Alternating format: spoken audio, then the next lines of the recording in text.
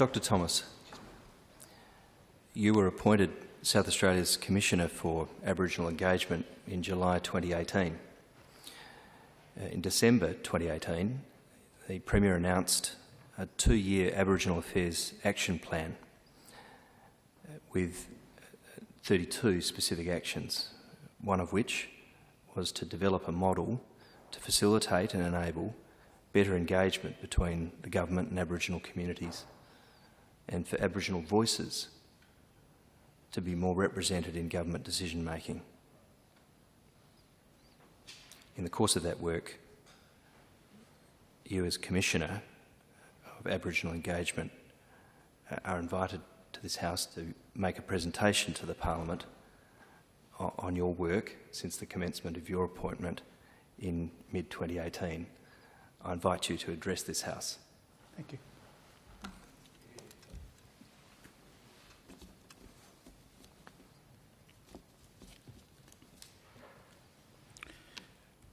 Mr Speaker, Honourable Ministers and Members of Parliament, I thank you for receiving me in this chamber today on this very historic occasion.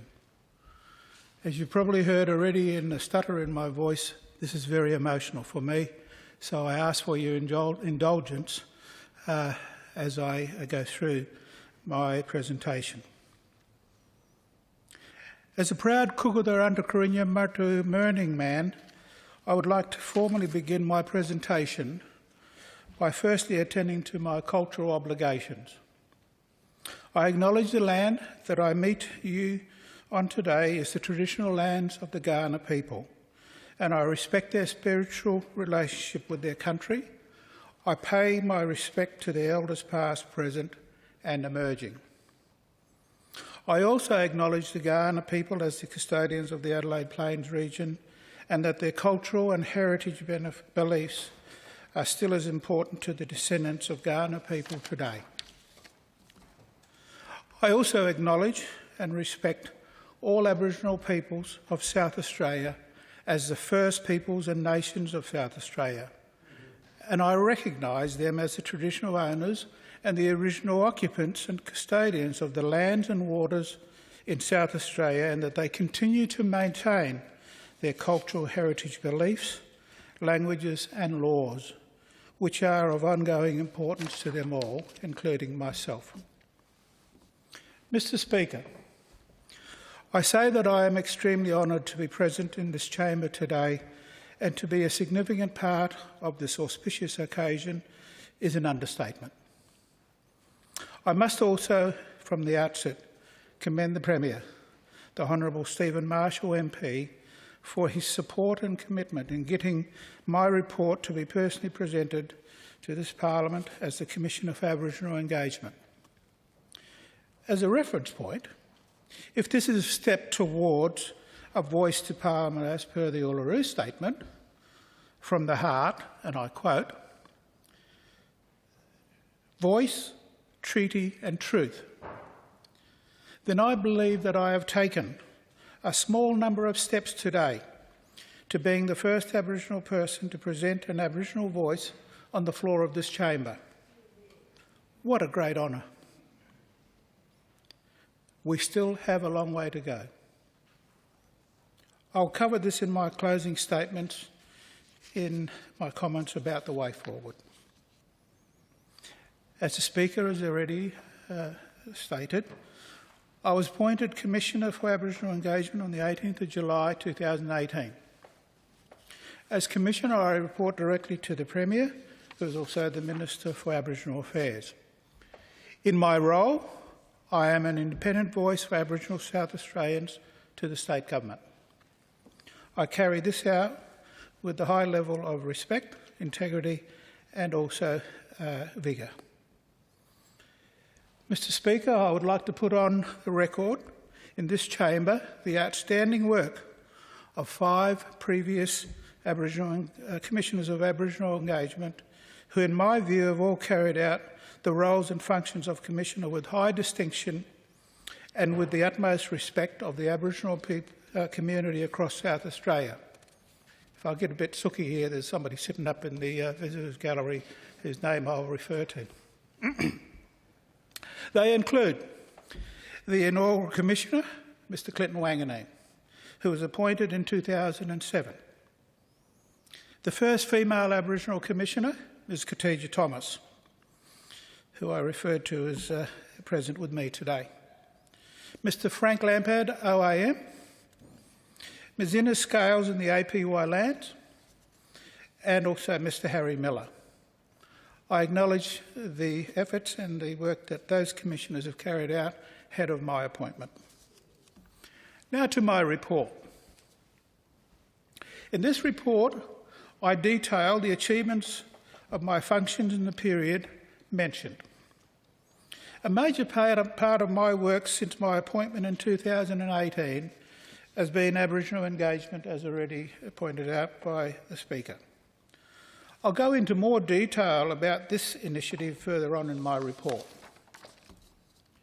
Throughout my work, I've constantly engaged with the Aboriginal community. I've listened to Aboriginal voices and brought them independently and honestly to government.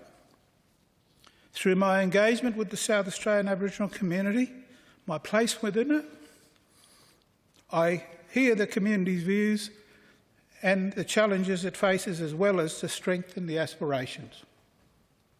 In this report, in addition to reporting on my activities, I have taken the opportunity to bring to the government and to this Parliament my concerns about ongoing exclusions and inequalities experienced by Aboriginal people. While there have been genuine efforts by governments to address Aboriginal disadvantage, Aboriginal people continue to lag behind the rest of the community in nearly every social, economic and health indicator that is available to us. Aboriginal South Australians continue to experience institutional and systemic racism.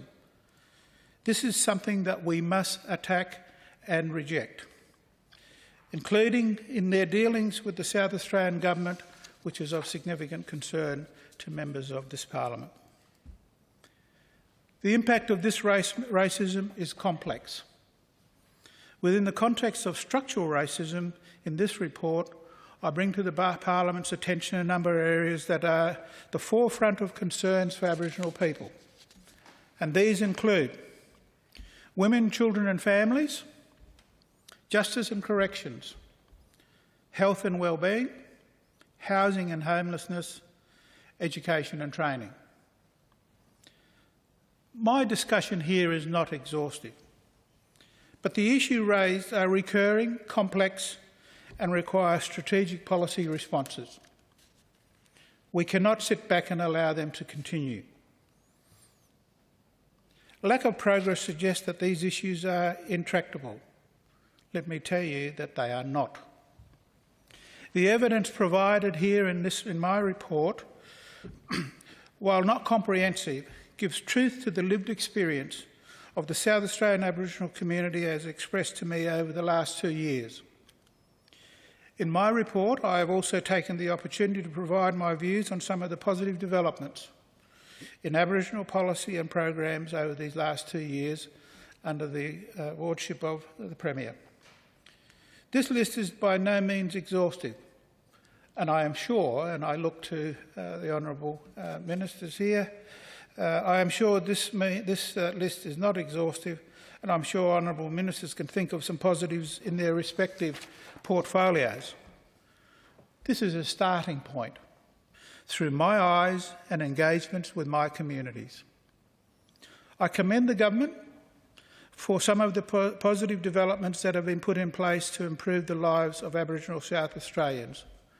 And these include, as a starting list, Aboriginal Affairs Action Plan, appointment of the Commissioner for Aboriginal Children and Young People, the Strategic Cabinet and the involvement of the South Australian Aboriginal Advisory Council, all of Government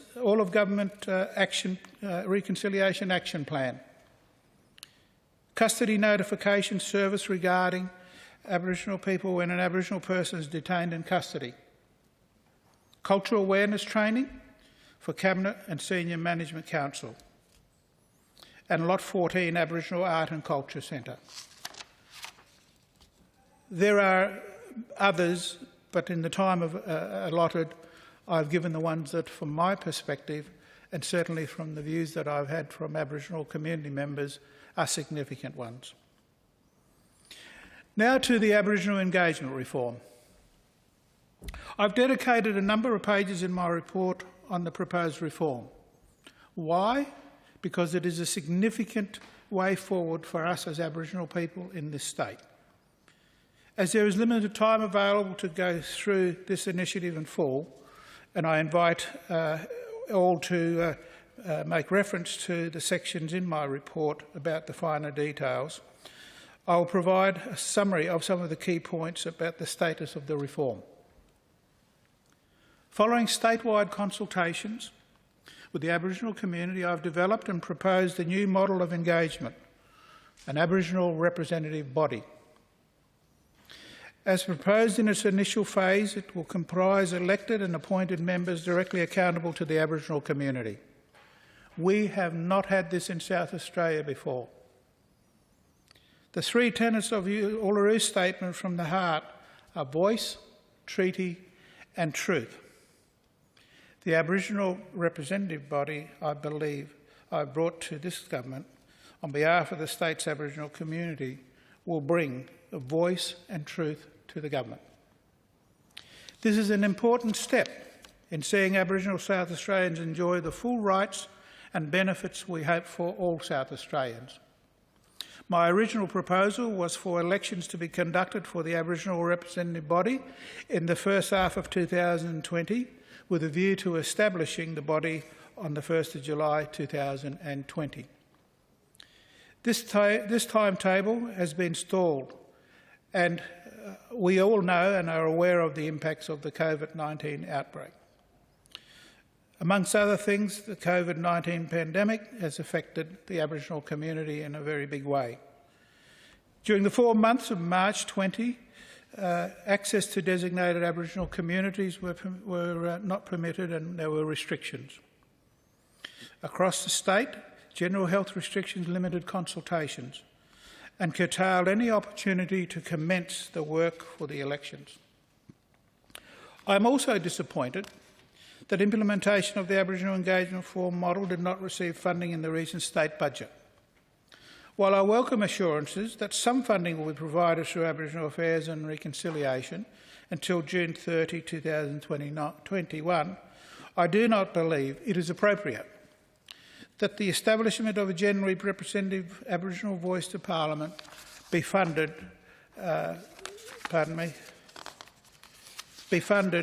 from an already reduced budget for Aboriginal Affairs and Reconciliation. Despite the revised funding allocation, my office will continue its work to establish an Aboriginal representative body in the latter half of 2021. We will pursue these three pieces of fundamental work to achieve this, as endorsed by the Premier. These being: 1, drafting election rules around issues such as eligibility for voter registration, enrolment provisions, complaints and dispute resolution processes, election methodology and ward composition. We have come close to completing the drafting of all of that. Secondly, and most importantly, is the drafting of legislation for election of the 5 candidates from the 5 wards. And thirdly, establishing an electoral roll of Aboriginal South Australians and the mechanisms to promote and support voter registration. For the reform to be implemented in full, long-term dedicated funding must be provided in the 21-22 budget and future state budgets. This is a commitment that we must all try to stand by. This will support the initial election and ongoing sustainability of Aboriginal representative body, including secretariat support, remuneration for members, a recurrent electoral cycle and continuous engagement with the Aboriginal community across the state. I recognise that there is a level of nervousness among the Aboriginal people across our state about the risk of COVID-19. I believe many of our communities across this country are nervous. This may continue to present challenges for engagement and the electoral process. However, we should not lose sight of the significance of the Uluru Statement from the Heart, in which truth-telling and an Aboriginal voice were the key messages of the broader Aboriginal community. The Office of the Commissioner for Aboriginal Engagement will continue to pursue self-determination for Aboriginal people through a genuinely represented Aboriginal voice. We must have a regard for this voice, and this initiative remains my priority. The way forward. And Mr Speaker, in this section you may find that I get emotional, and I stand by and ask you to indulge with me. The strong cultural, community and family ties that characterises South Australia's Aboriginal community offers ways forward, despite the challenges I have mentioned, as does our relationship to country. The community is clear about the way forward. It is through leadership by Aboriginal people for Aboriginal people, and through a genuine and representative voice for Aboriginal people into government. It is through mutual respect. The Aboriginal representative body, proposed here and formulated through engagement with Aboriginal people across the state, will support the full participation of Aboriginal people in life of this state. On this very special day, I've created my footprint into the Parliament of South Australia. As the Uluru Statement was titled From the Heart, I wish to now speak to you from my heart. Here we go. This is my 47th year working in the struggles and advancement of my people.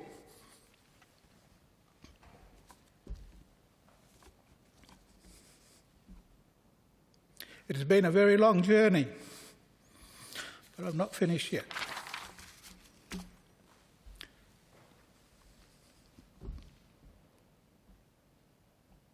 My final message to all of you today is to say, whilst many people that work all their life for their people often run out of faith and hope, I want you to know that I have a very strong sense of hope and a very strong level of commitment left in my tank.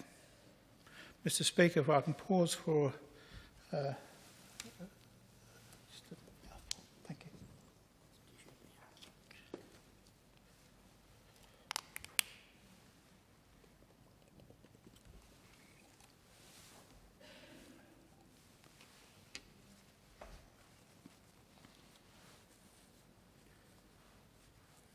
Hopefully I'm over all of that now.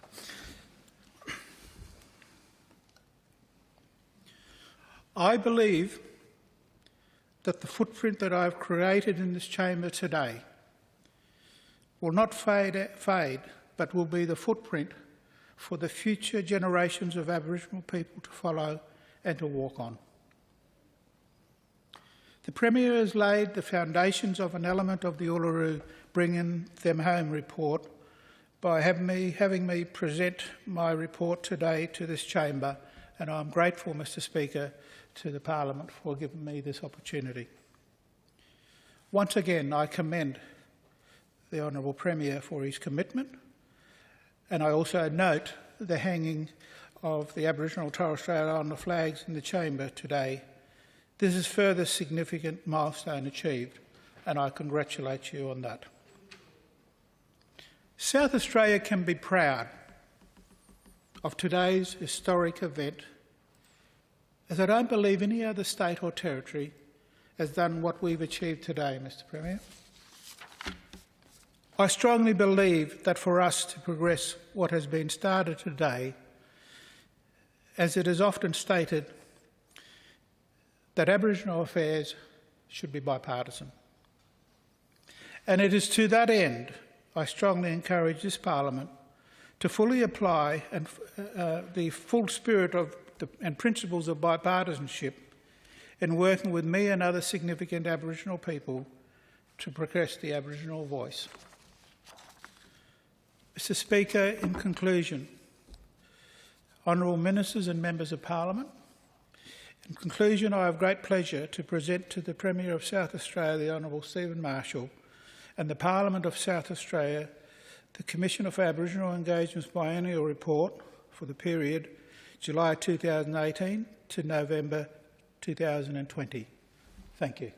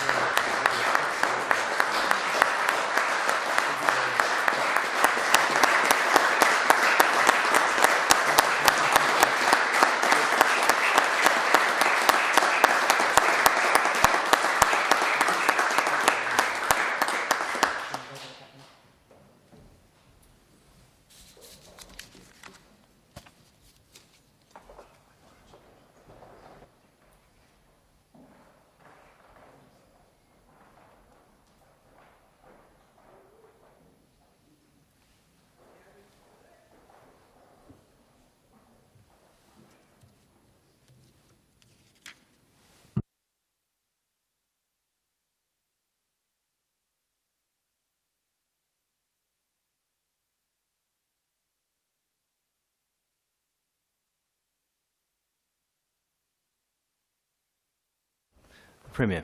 Thank you very much, sir. On indulgence, I rise to make some concluding remarks for the year 2020 and what a year it has been and what a privilege and a pleasure it's been this afternoon to have Dr Roger Thomas, the Commissioner for Aboriginal Engagement, present his report as the Commissioner for the very first time that this chamber has ever had that voice to our chamber. And I thank the Commissioner for his hard work and for this historic moment for our chamber. It was 40 years ago, almost to this very time, this very month, when this chamber was busily engaged in the debates leading up to the Ananu Pitjantjatjara Yankunytjatjara Land Rights Act, so 40 years ago. And so next year we will celebrate and commemorate when that piece of groundbreaking legislation actually passed this parliament. But it is important to note that this parliament, this state has had some highs in terms of our engagement with Aboriginal people in South Australia. We've had some groundbreaking legislation go through this chamber. We've had some nation-leading positions that this state has taken. We were the first jurisdiction to apologise to the stolen generations. But just like we've had some highs, we've had some lows here in South Australia, and there still remains an enormous amount of work to be done. I, for one, know that we all have a shared responsibility, sir, to work to improve the lives of Aboriginal South Australians. And again, I just thank the Commissioner for his historic address in our chamber today.